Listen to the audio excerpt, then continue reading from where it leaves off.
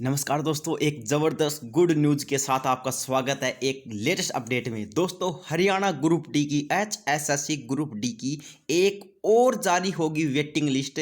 जो बच्चे कुछ थोड़े से नंबर से रह गए थे वो अपने भाई सावधान हो जाओ। हो सकता कि आप लोगों का इस वेटिंग लिस्ट में नाम आ सकता है, क्योंकि बहुत सारे खाली पद रह गए थे, कुछ रिजाइन देकर भाग गए थे, किसी ने ज्वाइन ही नहीं किया। ग्रुप डी में थोड़े अंकों से चयन होने वाले से वंचित रह गए अभ्यर्थियों के लिए अच्छी खबर है। थोड़े से अंकों से रह गए थे ना, क्योंकि हरियाणा स्टाफ सिलेक्शन कमीशन की ओर से जल्द खाली रहे पदों के लिए एक और वेटिंग लिस्ट जारी की जाएगी। इसे लेकर विभाग के अधिकारियों की कमीशन के साथ 14 अक्टूबर की बैठक तय की गई है। 14 अक्टूबर को बैठक होगी भाई, ठीक है। और आज है 11 अक्टूबर, ठीक है।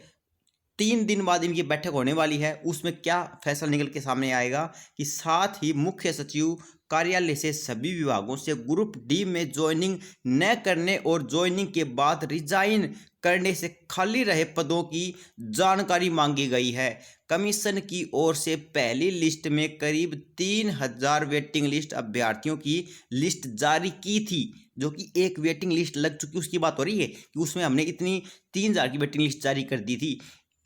इनमें कईयों ने ज्वाइनिंग नहीं की, इनमें भी कईयों ने ज्वाइनिंग नहीं की भाई साहब। साथ ही कुछ क्लर्क भर्ती में चयनित हो चुके हैं। हाँ, ये तो होना ही था, कुछ क्लर्क में भर्ती में निकल गए, कुछ कैसे निकल गए। तो ऐसे में खाली पदों को भरने के लिए एक और लिस्ट जारी की जाएगी। बता दें कि पिछले साल 18,218 ग्रुप डी की पदों के लिए भर्ती निकाली गई थी। और दोस्तों, ये बहुत बड़ी अपडेट है कि अभी तक बहुत सारे बच्चों ने इसमें ज्वाइन ही नहीं किया है। एक और वेटिंग लिस्ट लग जाती है मान लो, और उनमें से जो वेटिंग लिस्ट लगती है वो पहले से कहीं ना कहीं ज्वाइन कर चुके हैं। ऐसा भी हो सकता है कि उन्होंने एचएसएससी क्लर्क पढ़ दिया हो पेपर, तो वो वेटिंग लिस्ट में न आते हुए एचएसएससी क्लर्क में ज्वाइन लेके होंगे।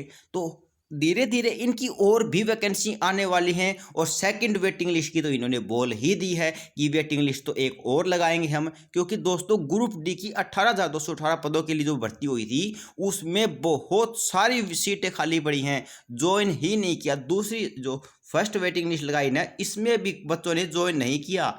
जो 3000 की वेटिंग लिस्ट लगाई थी इसमें भी बहुत सारे बच्चों ने ज्वाइन नहीं किया, क्योंकि भाई वो पहले से सेटलमेंट हैं। और जिन्होंने ज्वाइन किया वो फिर आगे एक और मतलब टेस्ट के लिए कर दिया, उन्होंने रिजाइन दे दिया। तो इस तरीके से 18,000 में से अभी भी हम ये कह सकते हैं कि 8,000 के करीब करीब इसमें खाली पद हैं। 18,000 भर्ती होने के बाद जो 8,000 बच्चे कहीं ना कहीं और सेटलमेंट हो गए, इसलिए उन्होंने ग्रुप डी ज्वाइन नहीं की, क्योंकि सबसे पहले ही इन्होंने ग्रुप डी की भर्ती निकाल दी। बाद में निकालते हैं क्लर्कों की। सबसे पहले तो बड़ी बड़ी भर्ती निकालो, ताकि जो टॉप पर बच्चे ऊपर ऊपर से लगते आएँ और जो सबसे जो नीचे लेवल के हैं वो रह जाएं, वो ग्रुप डी में भर्ती हो जाएं, ताकि ये ग्रुप डी से भाग ना सकें।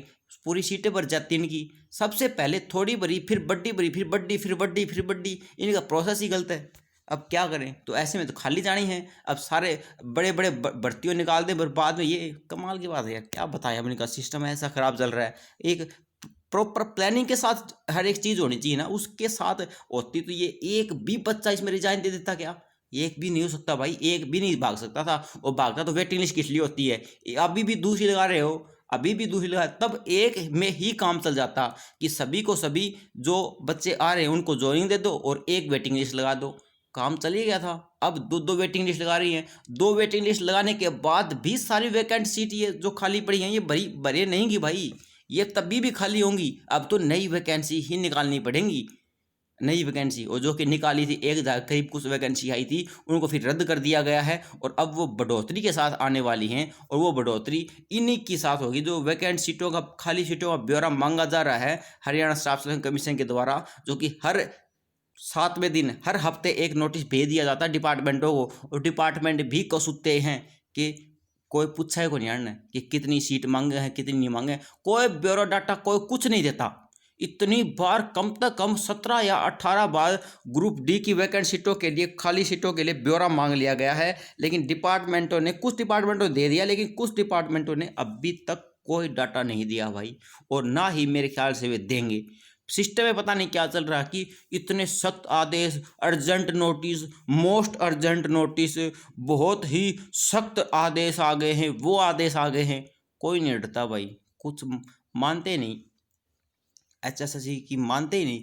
डिपार्टमेंट अपने काम कर रहे हैं, उनको टाइम ही नहीं है भेजने का। इतनी बार नोटिस भेज चुके हैं। आप अलग अलग और यूट्यूबरों की वीडियो देख चुके होंगे, कम से कम 4 या 5 वीडियो तो मैं बना चुका हूं कि भाई डिपार्टमेंटों ने इन्होंने जानकारी नहीं दी वैकेंट सीटों की, जानकारी नहीं दी वैकेंट सीटों की। अरे जब तक वैकेंट सीट जो खाली सीट पड़ी हैं उनकी जानकारी नहीं मिलेगी, तब तक ना तो वेटिंग लिस्ट क्लियर होने वाली है और ना ही और नई वैकेंसी आने वाली हैं। जब कोई डिपार्टमेंट ऐसे बताएगा कि हाँ हमारे यहाँ पर 7 या 8 सीट खाली पड़ी हैं, दूसरा डिपार्टमेंट बोलेगा हमारे 5 सीट खाली पड़ी हैं, ऐसे कर करा के सारी डिपार्टमेंटों का ब्यौरा आएगा, तब पता चलेगा भाई हाँ 17-18 हज़ार सीटें खाली हो चुकी हैं, अब नई वैकेंसी निकाल दो। तभी तो पता चलेगा। अब डिपार्टमेंट कुछ बोलते ही नहीं, हाँ या ना, चमगुंगे बैठे पड़े हैं। सर जो भी भाई, अपने क्या मतलब है इनको से यार, बहुत टेढ़ा काम है। दोस्तों वीडियो अच्छी लगी तो शेयर जरूर करना, लेटेस्ट अपडेट के पास हमारे चैनल को सब्सक्राइब जरूर कर लेना। हम मिलते हैं नेक्स्ट वीडियो में, तब तक के लिए बाय दोस्तों।